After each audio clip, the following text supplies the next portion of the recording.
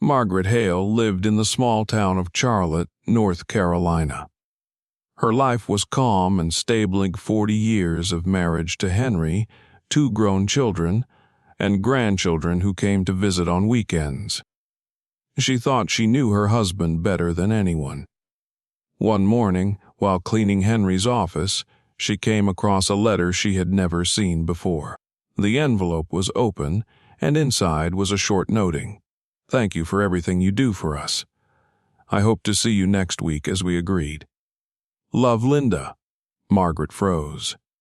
Her first thought was, maybe this is a mistake, but her heart told her that there was something to this. She decided not to mention the letter to her husband, but her anxiety grew. Could Linda be his cow worker? A sister he had never mentioned. Why the warm tone? That evening, sitting in the kitchen, Margaret tried to strike up a conversation. "Henry, did you mention a Linda? Maybe it's an old friend of yours." Henry tensed slightly, but answered quickly. "No, I don't remember that name. Why do you ask?" His answer was too quick, too confident. Margaret decided she had to find out the truth for herself. Over the next few days, she tried to pay closer attention to the details: who called Henry, how often he left the house, what he said when he was late for work. Her suspicions only grew. One day, while Henry was sleeping, Margaret checked his phone. Among the calls and messages, everything looked normal, but one number was repeated too often. She saved it and decided to call the next day. Margaret woke up earlier than usual. Her heart was pounding as she held the phone in her hands, dialing the number she had found on Henry's phone. She took a deep breath, trying to calm herself, and pressed the call button. "Hello?" "Anna," came a woman's voice on the other end. Margaret hesitated for a moment, but quickly thought of something. "Good afternoon. This is the courier service. We've received a delivery request, but we don't have a specific address. Can you help us?" "It must be a mistake. I didn't order anything," the woman replied.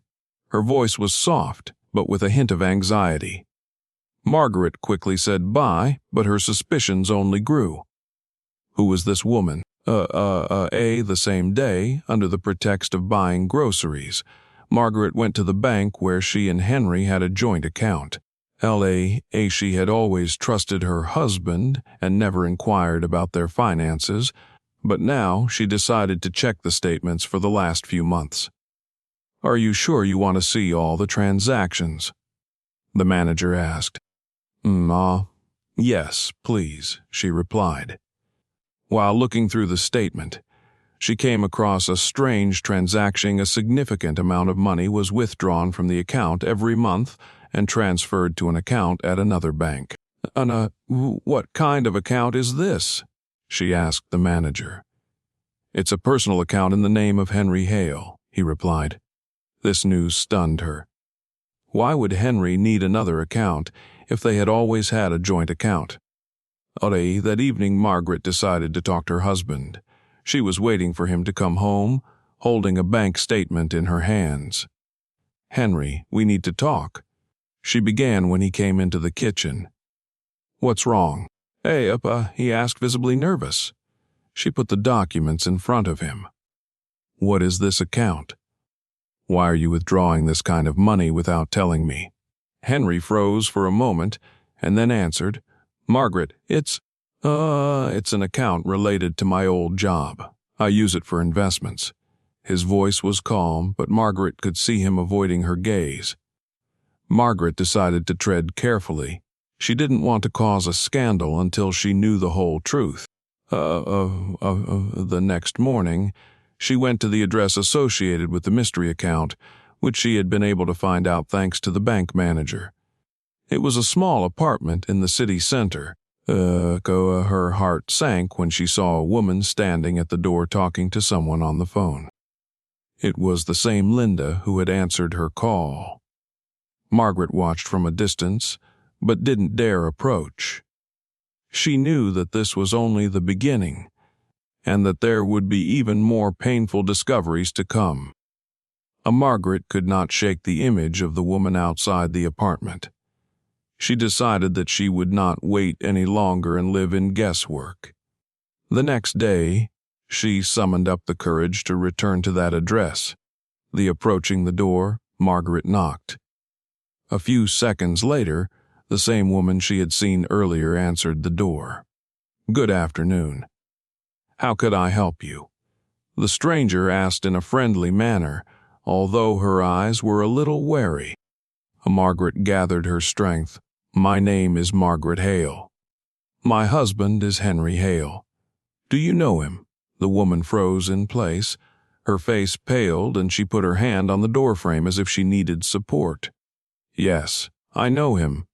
But why do you ask?"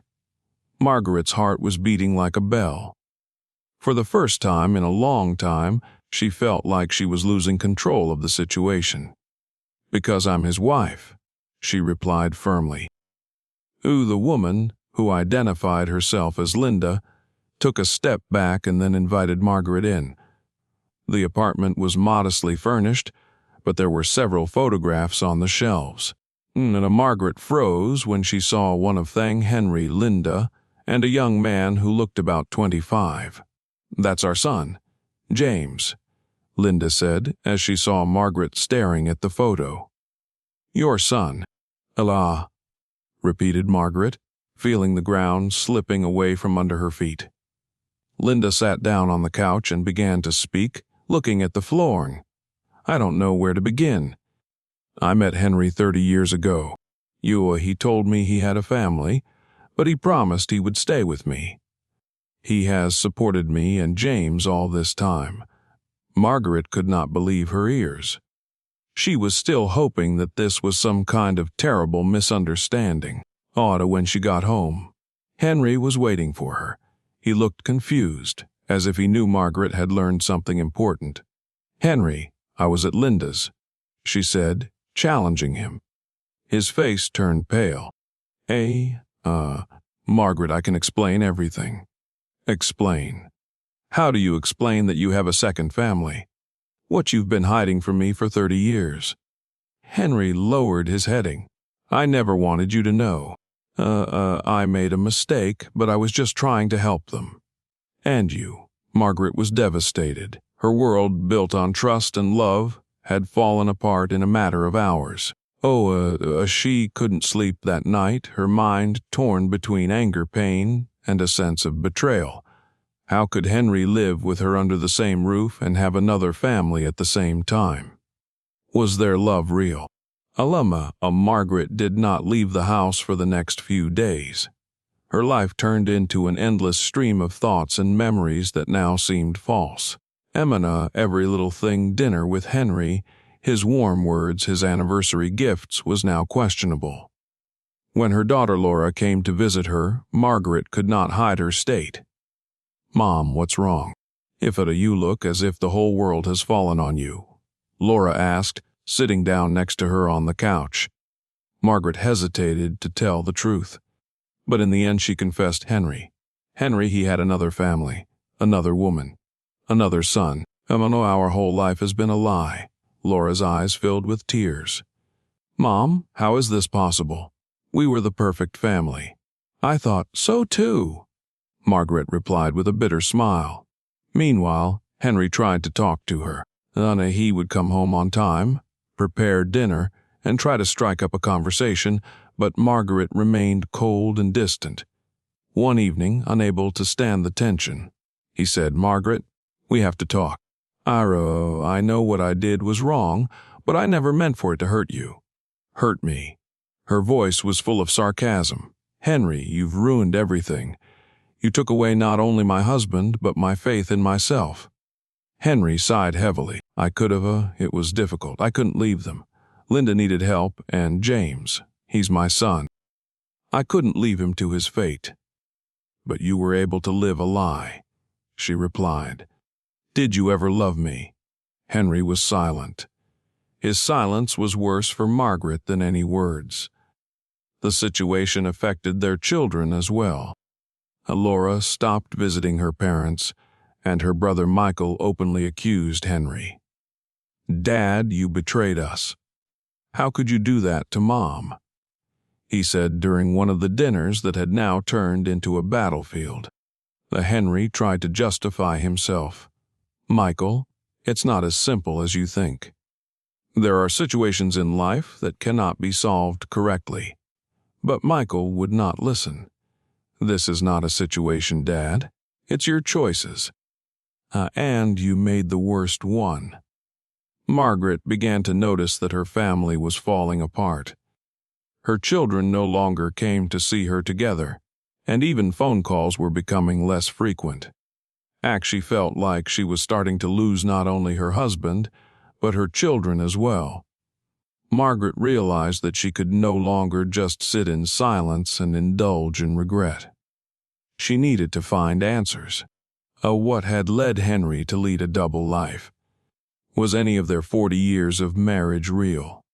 One morning, when the house was empty, Margaret gathered up the old photo albums, letters, and gifts that had been stored in the closet.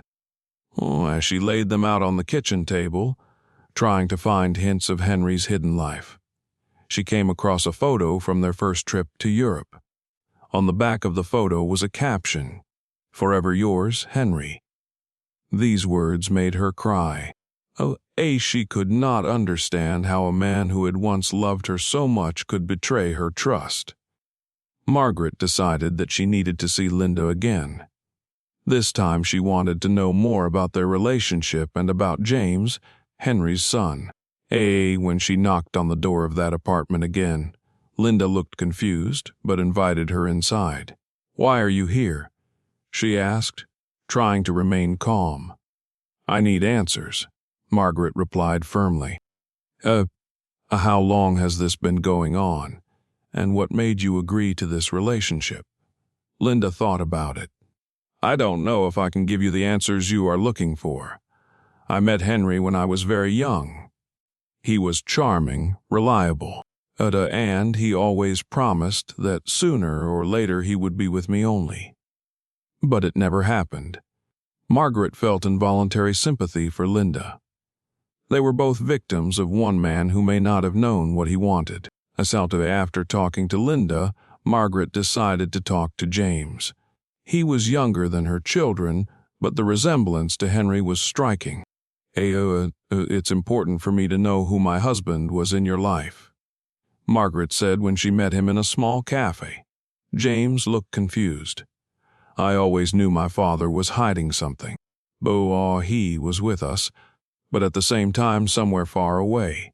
Now I realize it was because he had two families."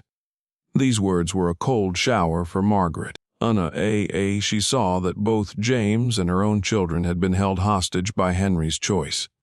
In the evening, when she returned home, Margaret sat down at the kitchen table again. She looked at the photo albums for a long time, and then took a blank sheet of paper and began to write a letter to Henry. "Henry, I can't live anymore without understanding anything. I want to know the truth. Was there anything real between us? And why did you think you could live 2 lives without destroying us all?" The letter Margaret had written was on the kitchen table when Henry returned home. She had asked him to read it before starting the conversation. Henry sat in a chair, holding the letter in his hands. His face changed with each line he reading, from tension to pain to shame. When he finished reading, Margaret asked quietly, "Why, Henry? Why did you do this to me?" Henry began to speak. His voice was quiet but full of emotion. "Margaret, I know this is hard for you to understand, but I never meant to hurt anyone. When I met Linda, I was in a difficult period. You were busy with the kids and I felt useless. Linda became someone I could turn to. But I always loved you." "Loved me?" Margaret interrupted him. "You call that love? You lied to me for 30 years, Henry." "That's not love, that's betrayal." Henry was silent, unable to respond.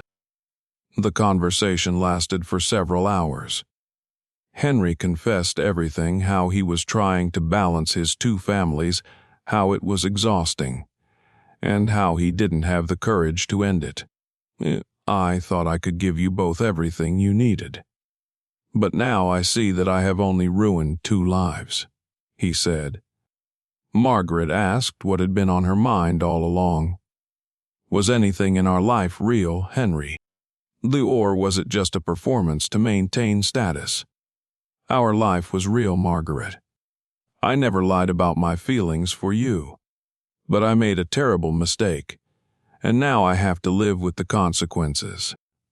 The next few days were a test for Margaret. Her children tried to support her, but their support seemed insincere.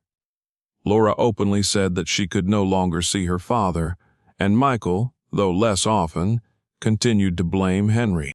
One day, Linda unexpectedly called Margaret. "I realize I hurt you," she said, "but I wasn't happy either. Henry promised me something that he could never deliver. We both fell victim to his fear of making a choice." The final denouement took place at the family table. Henry gathered everyone together to apologize. "I know I've betrayed you all," he said, "and I don't expect you to forgive me, but I want you to know that I'm sorry for everything I've done." Margaret listened to his words, but inside she couldn't decide how she felt. Her heart was torn between anger and love for the man she had known for 40 years.